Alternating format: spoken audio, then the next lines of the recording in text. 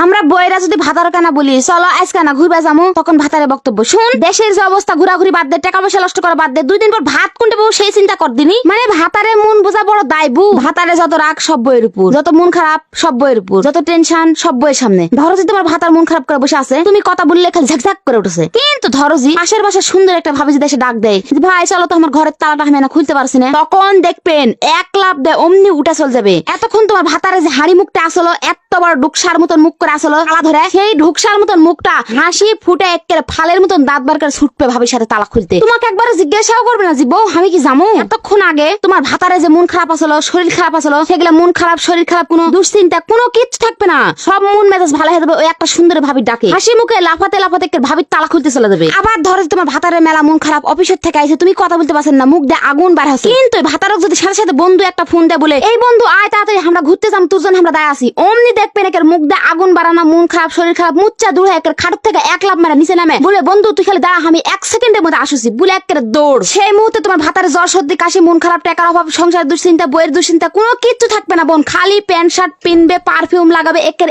এক দৌড় মারবে একের রাত 10টার সময় বাইতে আসবে। এই তোমার ভাতারে বন্ধু যদি খালি তোমার ভাতারে ফোন দেয় বলে বন্ধু আজকে ঘুরবা যাবো, তাহলে তোমার ভাতারে সংসারের দুশ্চিন্তা, তোমার দুশ্চিন্তা, তোমার সালপারের দুশ্চিন্তা, তার বইয়ের দুশ্চিন্তা, তার মা বাপের দুশ্চিন্তা, তার সংসার, তার দেশের দুশ্চিন্তা, তার ঘরের চাউলের দুশ্চিন্তা কোনো কিছু থাকবে না, খালি ঘোরা চিন্তা মাথা ভিতরে ঘুরবে। আবার এই জায়গায় দাঁড়ায় বউ যদি খালি বলে শুনো আজকে তুমি তোমার বন্ধুর সাথে ঘুরতে যাচ্ছেন ঠিক আছে, কালকে এসে আমাকে না ঘুরতে এলে যাই না আমি কতদিন থেকে ঘুরতে জানি, তখন ওই ভাতারে বউ কি বলবে জানেন, শুন দেশের যে অবস্থা ঘোরাঘুরি বাদ দে, টাকা পয়সা নষ্ট করা বাদ দে, কয়েকদিন পর ভাত কোনটা পাবো সেই চিন্তা কর, অযথা এলা কীর্তন করিস না আমার সাথে। চাল ডাল কিনা লাগবে, সংসারে কত খরচ ওগুলা কিনা লাগবে, চাল পালের চিন্তায় আমি চিন্তায় ঘুমাতে পারছি না, আর তুই খালি বেড়ানা চিন্তা মাথা ঢুকে এই ঘোরাঘুরি করে টাকা পয়সা নষ্ট করে কোনো লাভ নাই, বুঝতে পারছিস, এনা হিসাব করে চল। আবার যদি বন্ধুরা একদিন ফোন দেয় বলে বন্ধু কক্সবাজার ঘুরতে যাবো তখন তো উড়ি বাবা খুশিতে দেখবেন একটা লঙ্গি ডান্স দিয়েছে, সকল আর কোনো টাকা পয়সা চিন্তা নাই, দেশের দুশ্চিন্তা নাই, একেবারে এক ফোনে বলবে হু বন্ধু জামু তুই রেডি হ আমাক কি কি লাগবে বল। তখন যদি আমরা বইরা বলি শুনো তখন আমি তোমাকে বন্ধু হবে না ঘুরতে যাবো, তখন তোমার যে কত রকম টাল বাহানা, কত ঢং, কোনো টাকা নাই, দেশের ভাত নাই, দেশের পরিস্থিতি খারাপ, কত তাল বাহানা তোমার। আর তোমার বন্ধু এখন ফোন দেয় বলে বন্ধু সব ঘুরবে যাবো, আর অমনি তোমার টাকা বেড়ে গেল,